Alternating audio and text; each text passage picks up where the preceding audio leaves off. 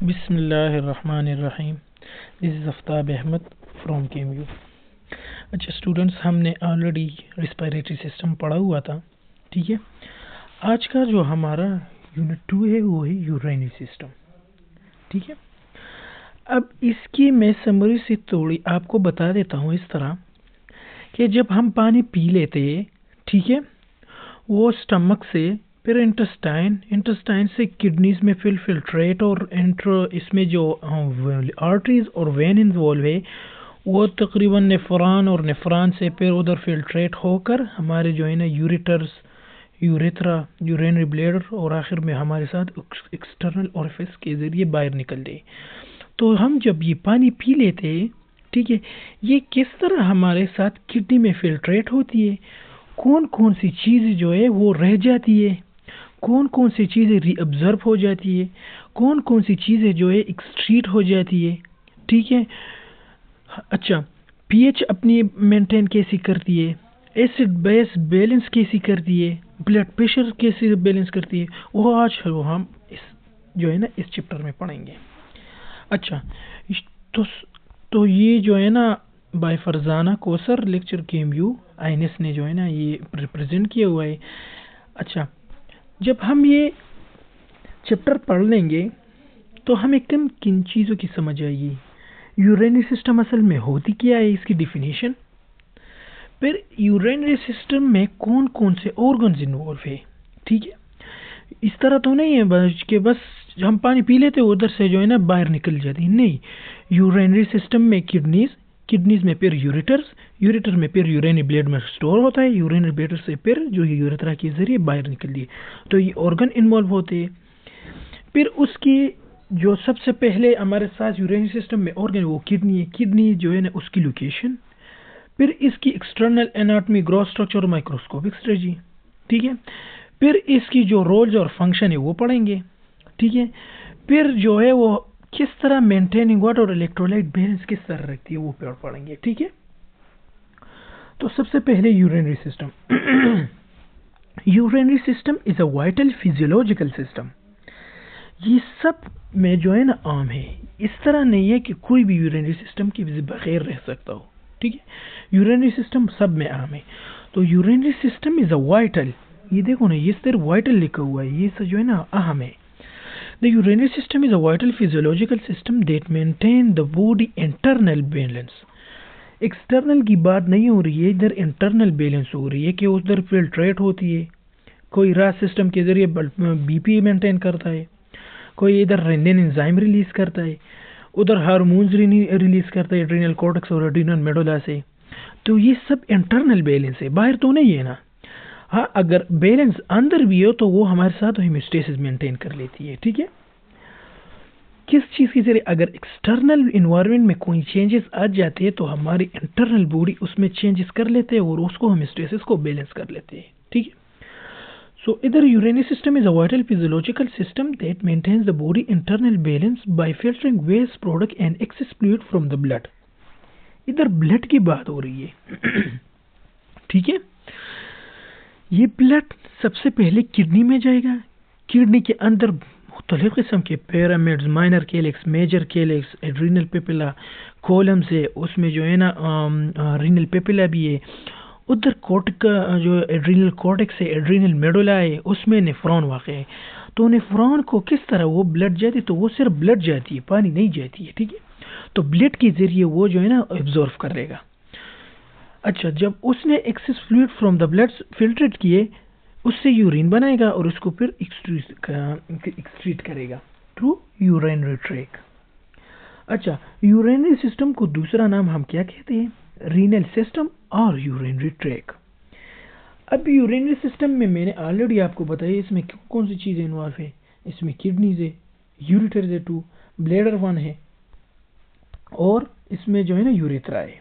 ठीक है, अब ये सिर्फ मैं वो सबसे पहले ऑब्जेक्टिव्स में बताया ना डिफिनीशन में, अब वो डिफिनीशन के हम यूरिनरी सिस्टम के फंक्शन पढ़ते हैं। Regulate the following aspects of homeostasis, मैंने ऑलरेडी आपको बताया।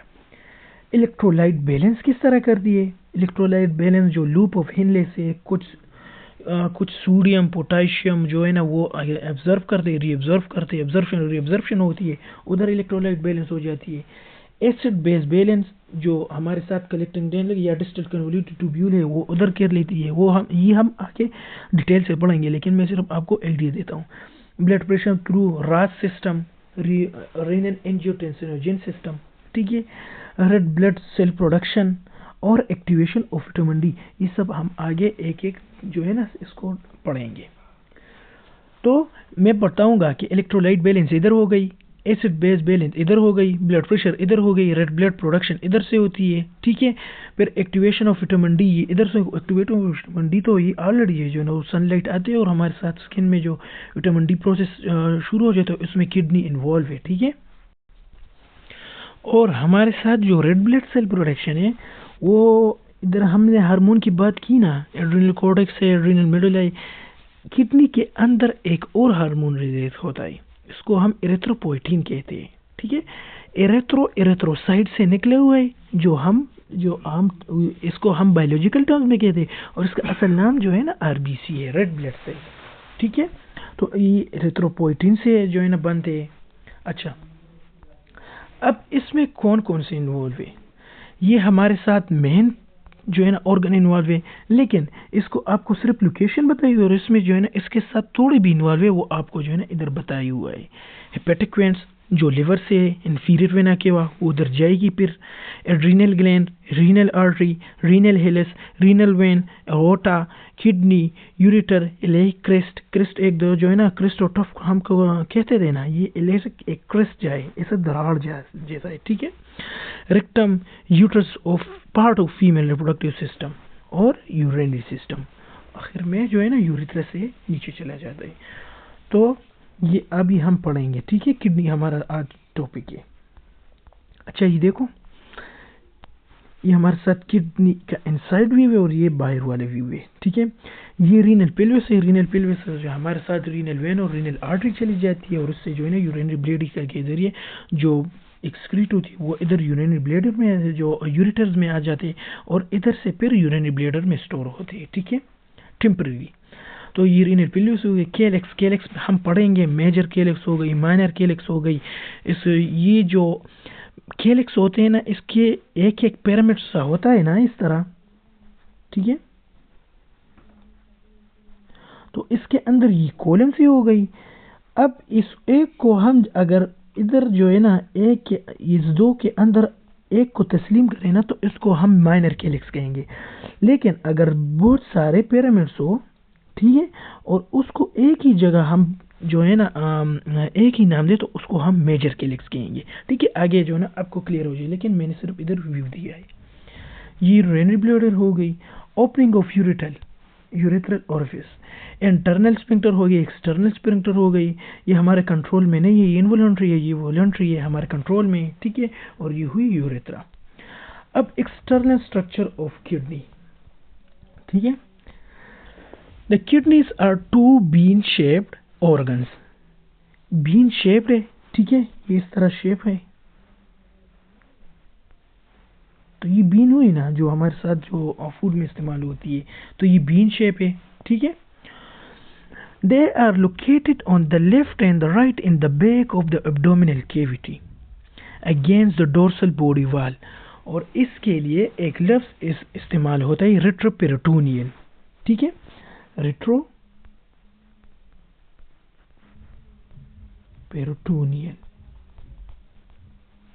अगर ये लफ्ज आ जाए एमसीक्यूज में आपको इस तरह आ सकता है कि हमारे साथ जो किडनीज है वो तो बैक साइड पर मौजूद है, ठीक है, लेकिन इसको हम एक खास नाम कहते हैं, वो नाम क्या है, वो रेट्रोपेरिटोनियल है।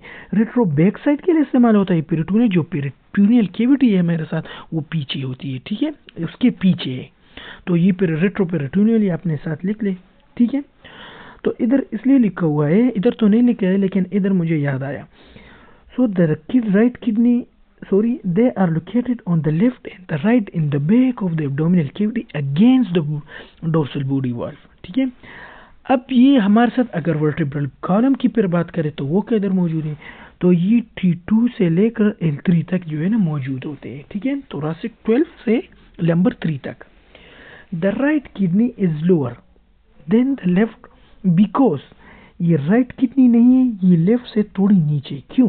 क्योंकि लिवर जो है ना उधर उससे थोड़ी सी जगह गिरी हुई है। Because of the space occupied by the liver. Attach to, अब किडनी किसको अटैच है? Attach to ureters, renal blood vessel and nerves at the renal hilum.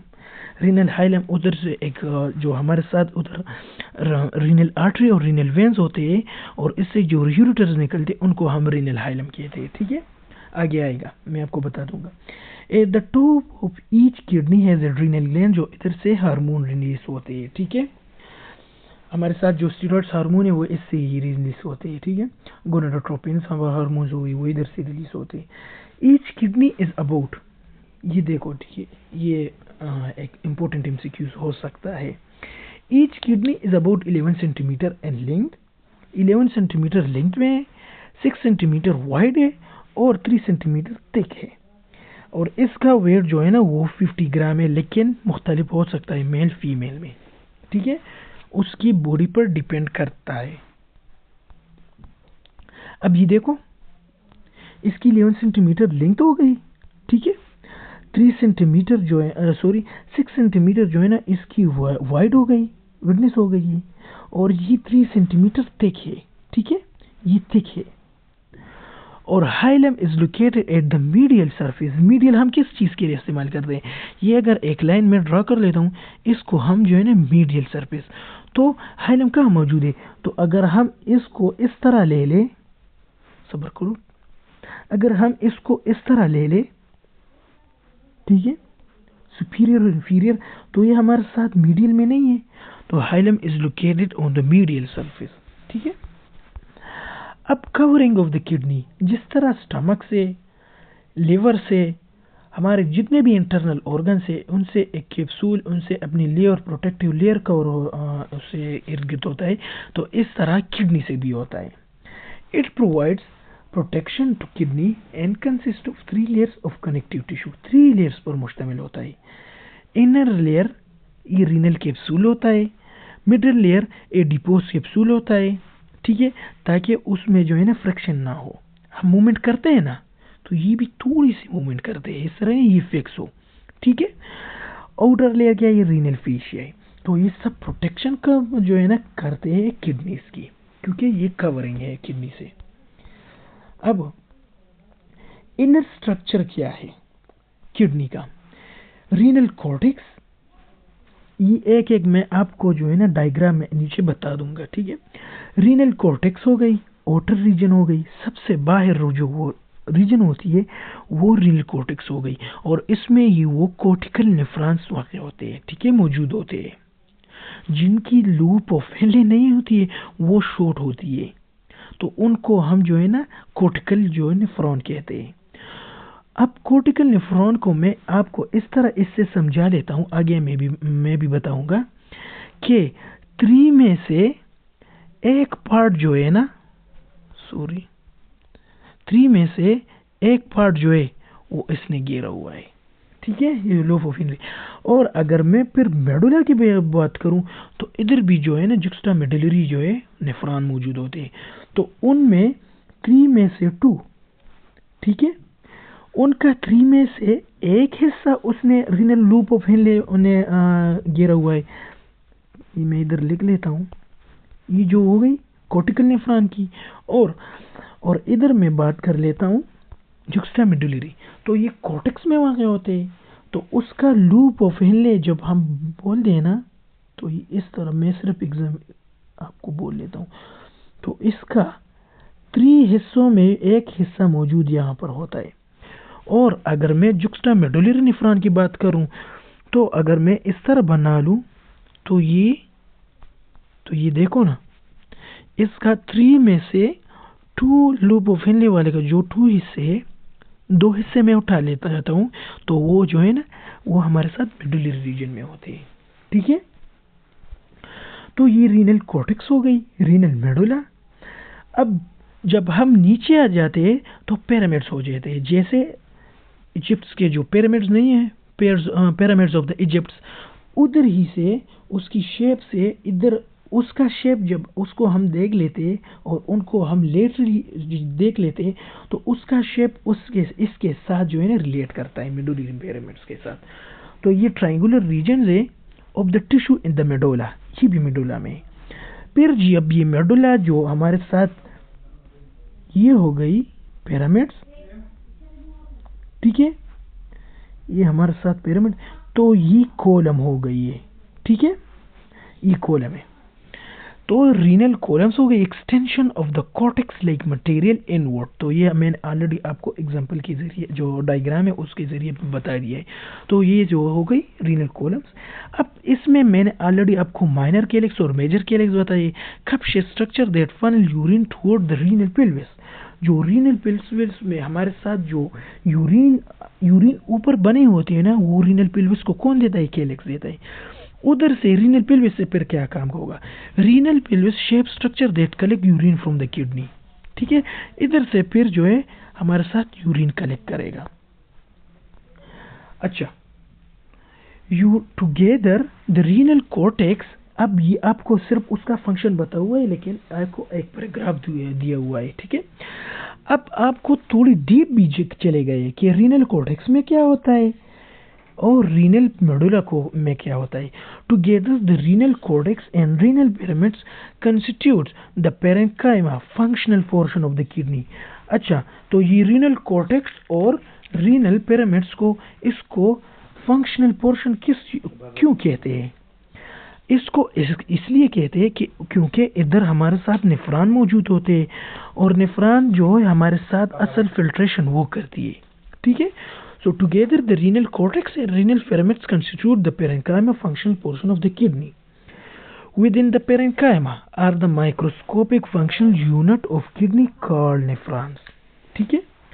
Urine form in the kidneys pass through renal papilla. अब renal papilla हमारे साथ में अगर एक बड़ा सा पिरामिड्स बना लूं, ठीक है,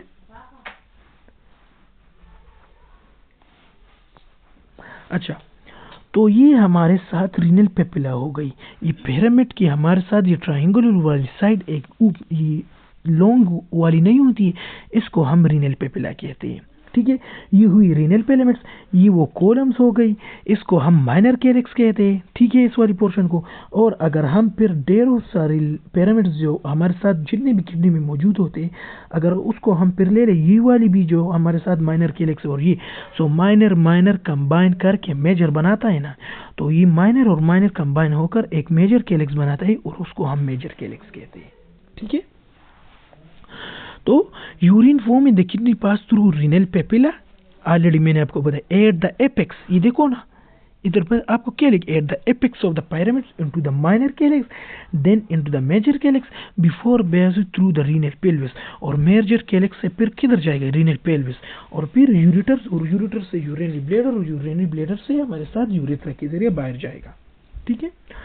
The walls of the pelvis contain smooth muscle and are lined with the transitional epithelium. अब ट्रांजिशन एपिथेलियल के बारे में बात कर दे।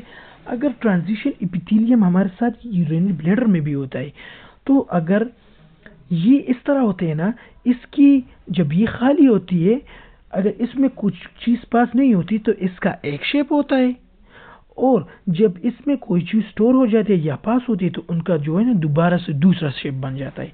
तो ये ट्रांजिशन एपिथेलियम की खासियत है, ठीक है।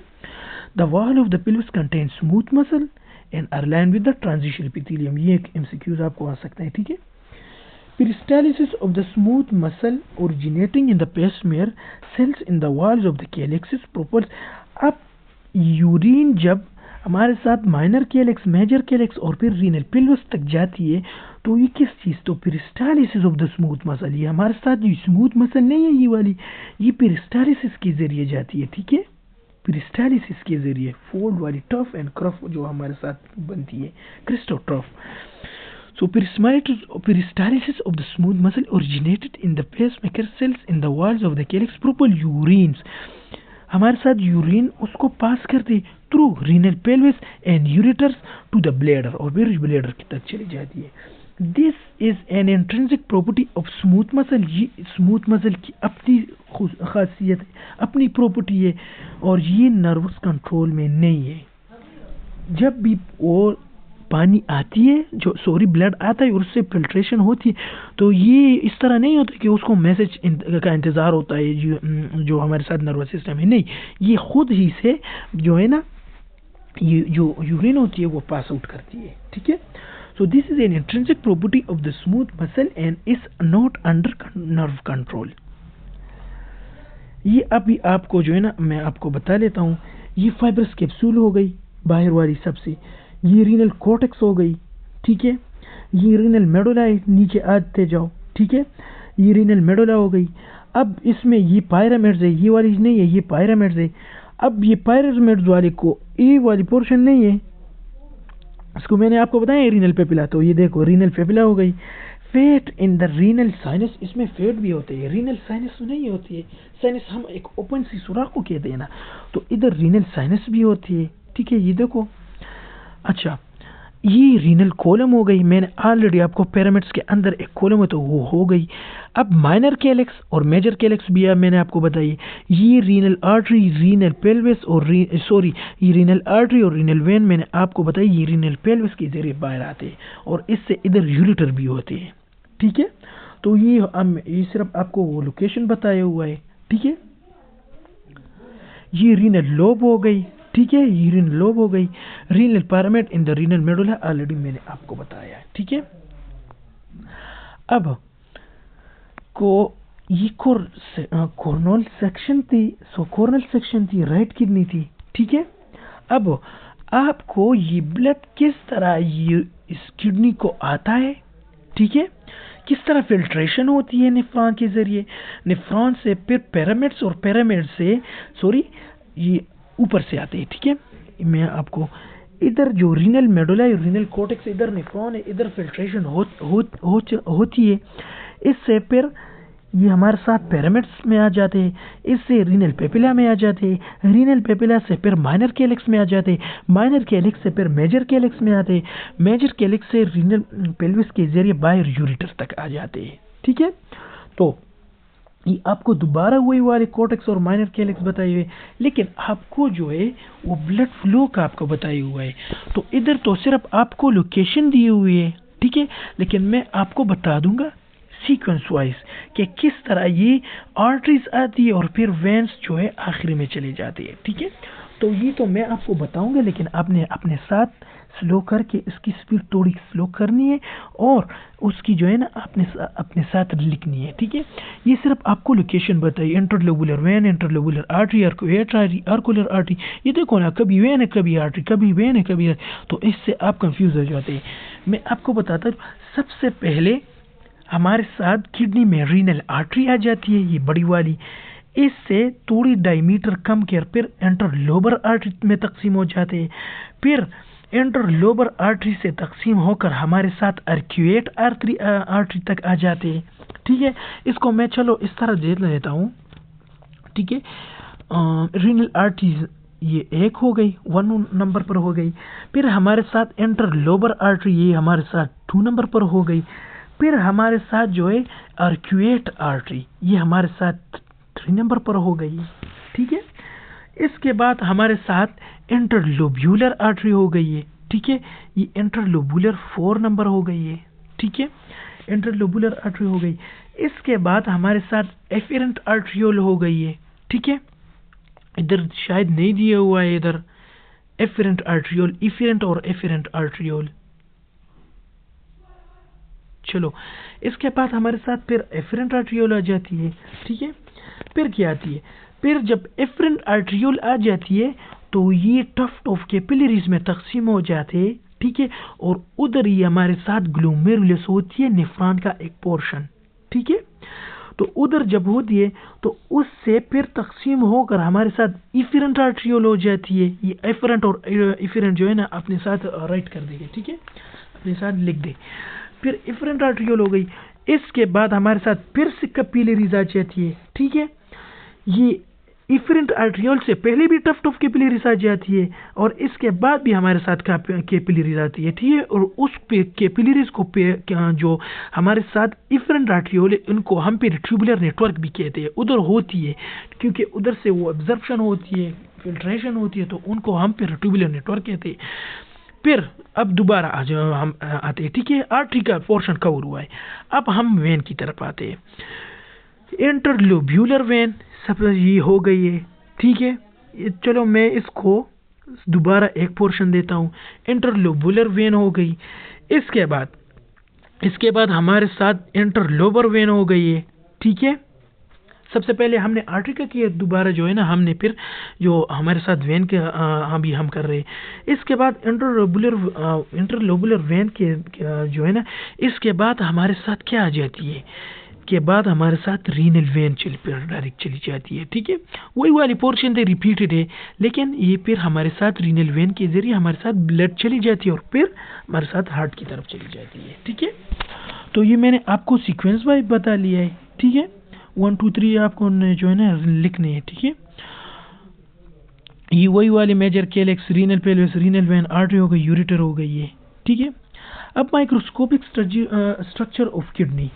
The kidney is composed of 1 to 2 million functional units called nephrons, ठीक है, and a smaller numbers of collecting ducts, और हमारे साथ नेफ्रॉन के साथ नज़दीकी collecting ducts होती है। The collecting duct transport urine through the pyramids to the calyx and the renal pelvis, giving the pyramids their stripped appearance. उनको stripped appearance देती है ना, इस तरह appearance नहीं देती है, ये स्ट्रिप अपीयरेंस नहीं देती है ये, ठीक है। तो ये सबसे पहले पिरामिड्स से फिर पेल्विस से फिर जो है ना हमारे साथ पेल्विस यूरेटर की तरफ जाते हैं, तो ये स्ट्रिप्ड अपीयरेंस देती है पिरामिड्स, ठीक है। The collecting ducts unites forming large ducts that empty into the minor calyx. अब ये डक्ट्स हमारे साथ माइनर कैलिक्स की तरफ जाती है, ठीक है।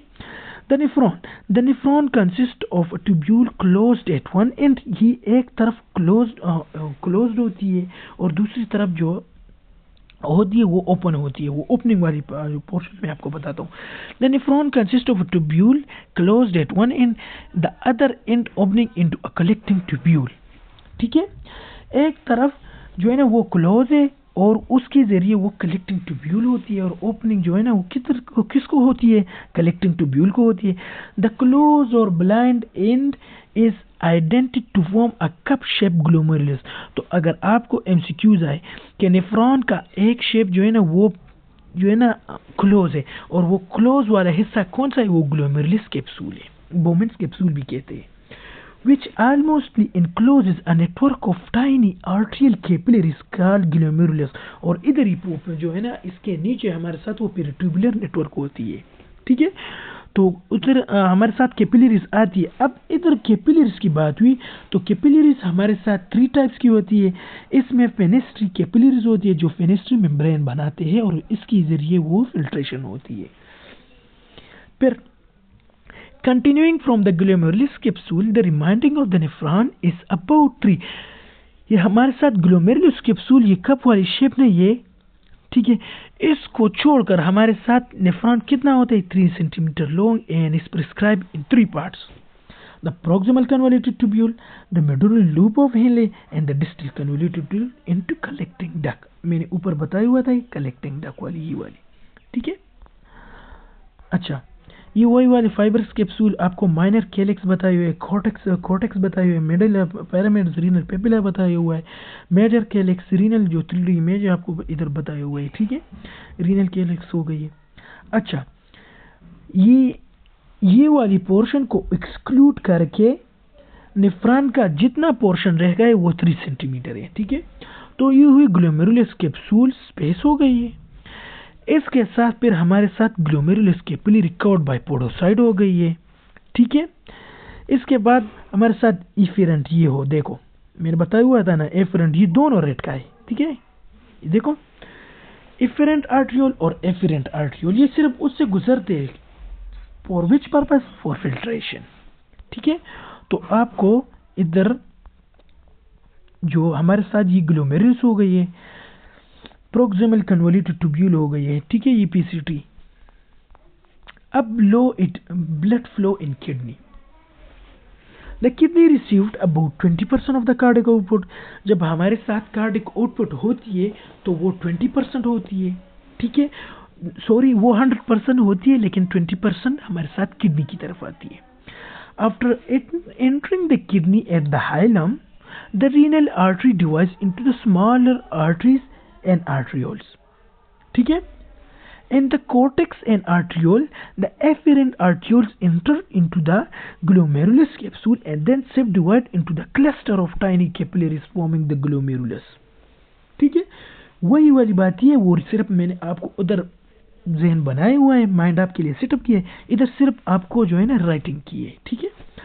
The blood vessel leading away from the glomerulus is efferent arteriole. Efferent arteriole लाती है ए सबसे पहले ना, वो लाती है efferent, ए के बाद ई है ना, ठीक है, BCE है ना, इस तरह। तो efferent वो ले जाती है glomerulus से। So the efferent arteriole has a larger diameter. अब आपको ये efferent और efferent के बारे में बताया हुआ है। So efferent arteriole has a larger diameter than the efferent arteriole. ये भी एक सवाल है, क्वेश्चन है ना, कि एफरेंट आर्ट्रियोल की लार्जर डायमीटर क्यों होती है बनिस्बत एफरेंट आर्ट्रियोल की?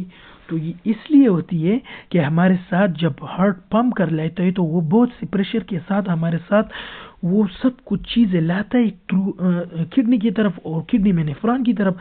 तो वो प्रेशर जो है ना बहुत ज़्यादा आ जाता है, तो उससे कुछ फिल्ट्रेट होकर कुछ एब्जॉर्ब होकर दोबारा जब चले जाते हैं तो उसकी डायमीटर इसकी इसलिए जो है ना डायमीटर ज़्यादा है, क्योंकि इस पर प्रेशर बहुत ज़्यादा होता है। और फिर तो जब वो फिल्ट्रेशन होती है तो उसकी प्रेशर तो फिर ख़त्म होती है, एफरेंट आर्ट्रियोल की डायमीटर इसलिए कम होती है। Which increases the pressure inside the glomerulus and drive filtration across the glomerulus capillaries walls, ठीक है। The efferent arterioles divides into the second peritubular meaning around tubules capillary network, मैंने already आपको बताई हुआ है। विच रेप्स ये efferent arterioles divides, ये efferent की तरफ जाता है, फिर एफरेंट ग्लोमेरुलस फिल्ट्रेट से नीचे फिर आता है एफरेंट की बात कर रहा हूँ, एफरेंट की नहीं।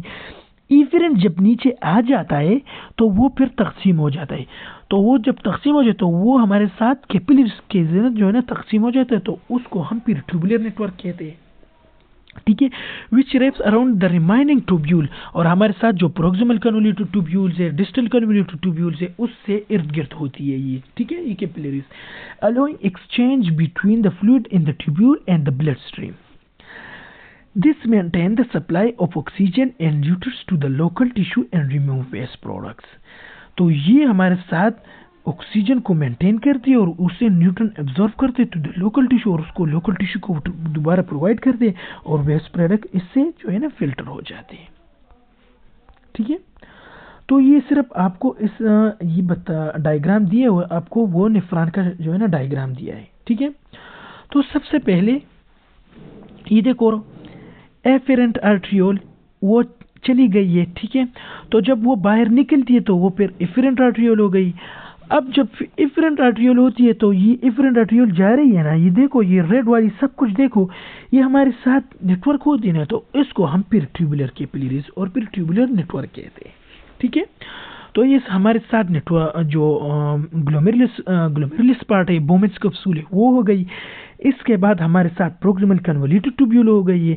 इसके बाद हमारे साथ ये डिस्टल कन्वोल्यूटेड ट्यूब्यूल हो गई है, ठीक है। और फिर ये डिस्टल कन्वोल्यूटेड के साथ डिस्टल जो हमारे साथ कलेक्टिंग डक्ट है उसको देती है, और ये ये प्रोक्सिमल कन्वोल्यूटेड ट्यूब्यूल नीचे आकर लूप ऑफ हिले में है, और फिर इसके बाद डिस्टल कन्वोल्यूटेड ट्यूब्यूल है, ठीक है।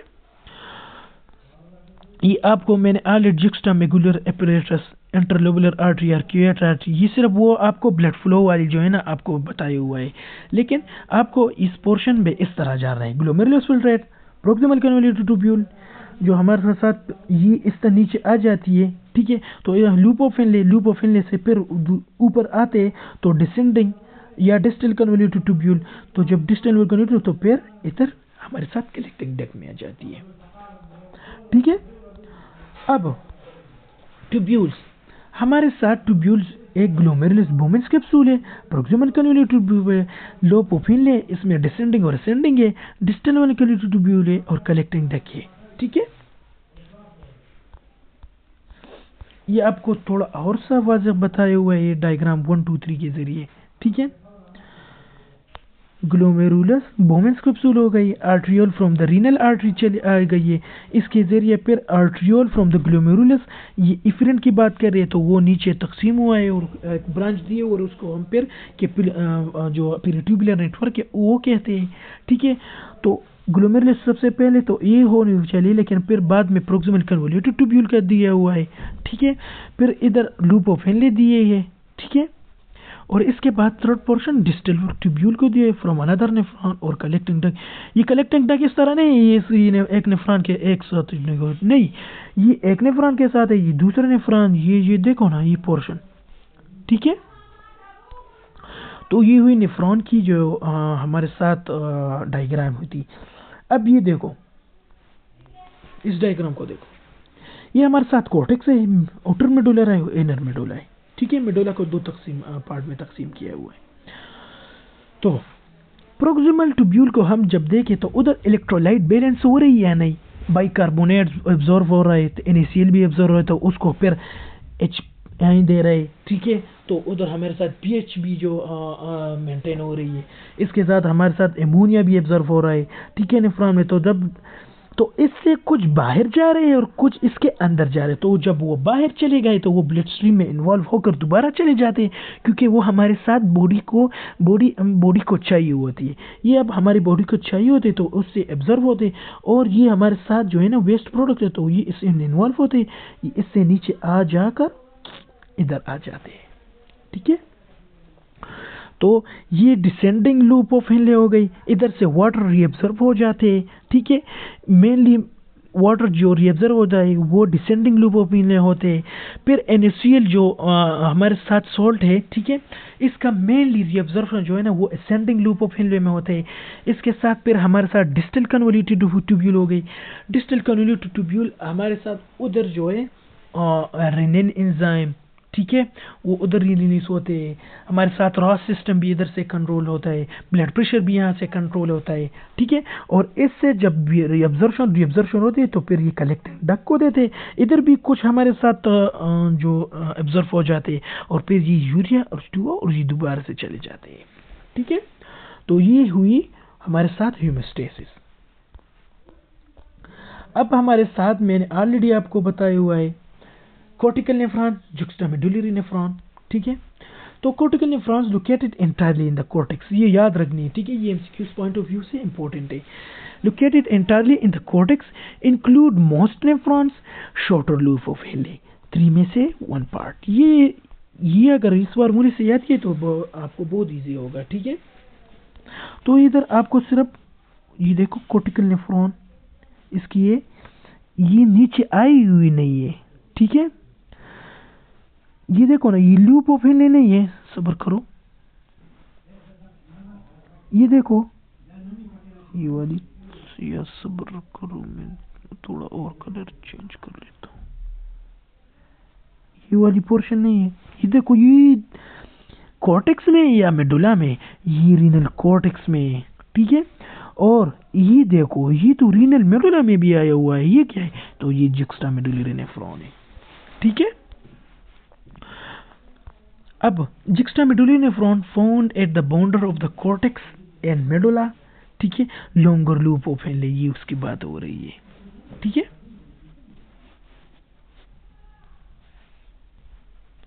अच्छा, तो ये हुई हमारे साथ juxtamedullary nephron, इसकी longer loop of Henle हो गई, और ये 3 में से 2, ये याद रखना है। ठीक है, अच्छा स्टूडेंट्स, यूरिन फॉर्मेशन हम दूसरे लेक्चर में इंशाल्लाह पढ़ेंगे। ठीक है, ये तकरीबन हम 2 लेक्चर में, ये थोड़ा सा जो है ना लॉन्ग हुआ ये लेक्चर, लेकिन हम दूसरे लेक्चर में कोशिश करेंगे कि इसको यूरिनरी सिस्टम को हम ख़त्म करें, और इसके बाद हम फिर जो है ना जो हमारे साथ ब्रेन है उसको स्टार्ट करेंगे। चलो स्टूडेंट्स, आज के लिए इतना ही काफ़ी है। दुआ में याद रखना। अल्लाह हाफिज़।